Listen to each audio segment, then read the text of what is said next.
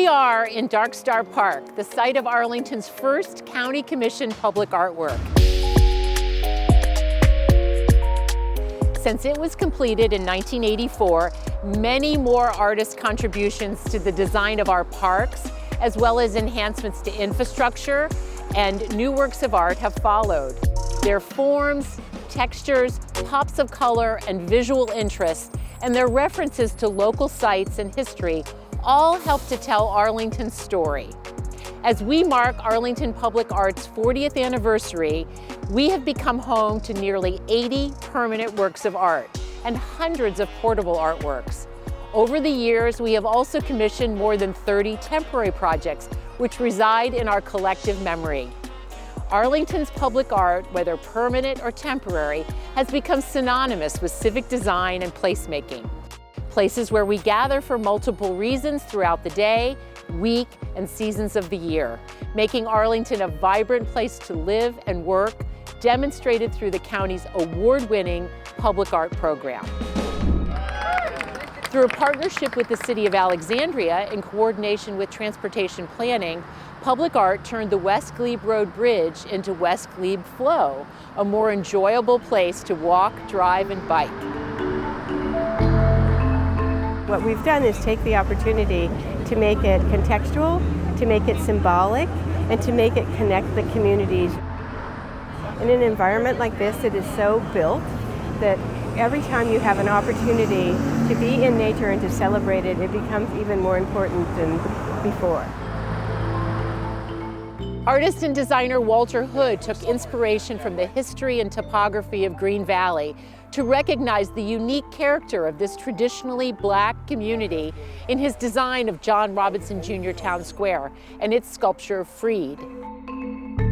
We had a long discussion in our community meetings about the meaning of freedom versus the idea of being freed. And as we know in the American history, African Americans or Africans at the time, they were freed from the emancipation. And so there was no arrival at freedom. And this was a very interesting set of conversations that we had with the community. In sum, public art can humanize our urban and suburban environments. So how do these projects happen? How do we fund them? What are the benefits? And why should we support public art? There are 3 approaches to commissioning public art: county-initiated, site plan or developer-initiated, and community-initiated projects. In many cases, we bring the defining feature to the project. Developer projects are the oldest part of our program. We trace these back to the mid-1970s with the creation of Dark Star Park here in Roslyn. Public art is one of 5 standard county benefits negotiated as part of the site plan, along with affordable housing, utility undergrounding, transportation demand management, and green building.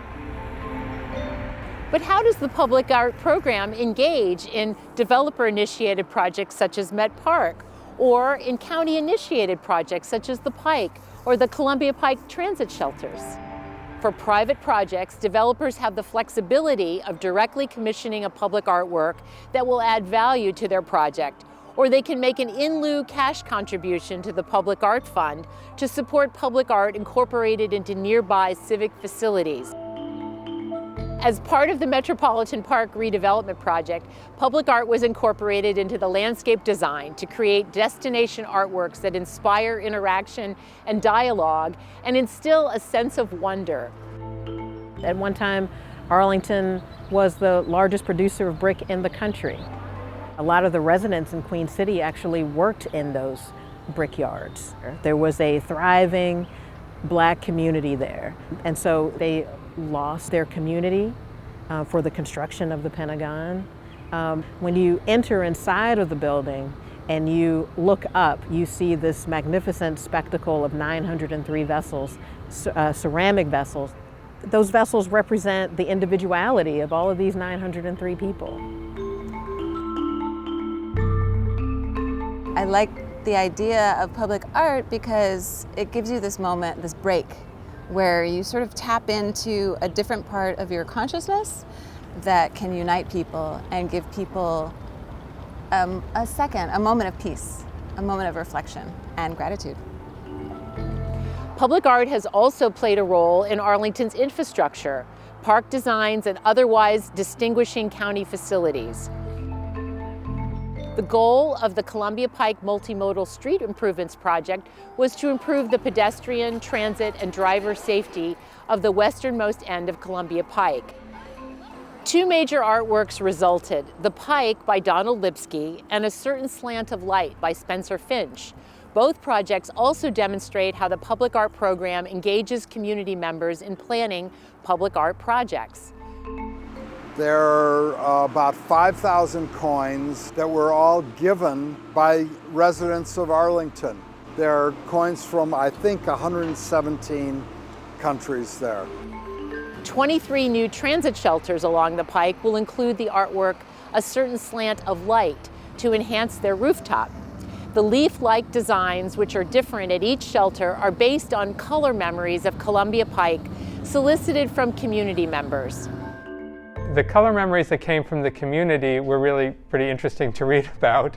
There is a huge diversity of people, and there's a diversity of color. And as it reflects the diversity of the community, it gives a new specificity. It feels like no other place.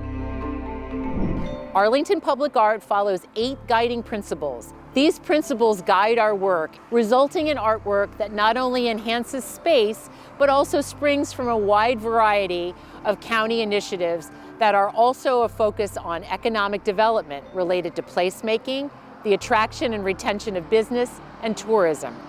Public art can provide the crowning gem or element of surprise that makes a place memorable, desirable, and worth visiting time and again.